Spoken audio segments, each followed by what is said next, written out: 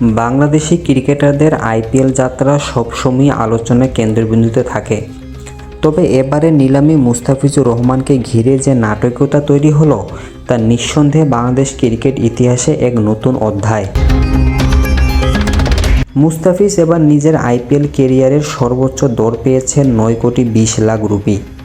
এটি শুধু তার ব্যক্তিগত অর্জন নয়, বরং বাংলাদেশের ক্রিকেটের জন্য এক গর্বের মুহূর্ত। চেন্নাই সুপার কিংস ও কলকাতা নাইট রাইডার্সের মধ্যে প্রতিযোগিতা প্রমাণ করে ফিস এখনও ফ্র্যাঞ্চাইজিগুলোর কাছে অত্যন্ত মূল্যবান।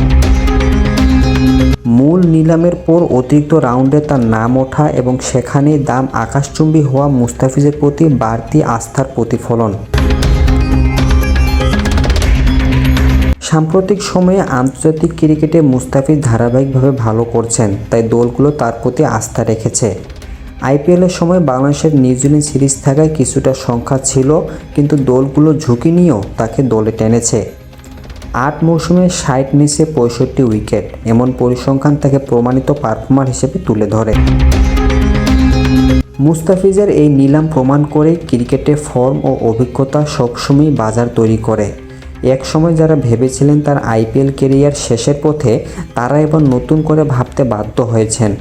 কেকেআরের মতো বড় ফ্র্যাঞ্চাইজি তাকে দলে টেনে নিয়েছে, মানে তারা তার কাটার ও ডেথ ওভারের দক্ষতাকে বড় অস্ত্র হিসেবে দেখছে। বাংলাদেশি ক্রিকেটারদের জন্য এটি একটি ইতিবাচক বার্তা। সাকিব আল হাসান ও মাশরাফি মর্তুজার পর এবার কেকেআরের জার্সিতে মুস্তাফিজ, এর যেন এক ঐতিহাসিক ধারাবাহিকতা। সব মিলিয়ে বলা যায় মুস্তাফিজুর রহমানের এই নিলাম শুধু অর্থমূল্যের দিক থেকে নয়, আত্মবিশ্বাস ও মর্যাদার দিক থেকেও এক বিশাল জয়।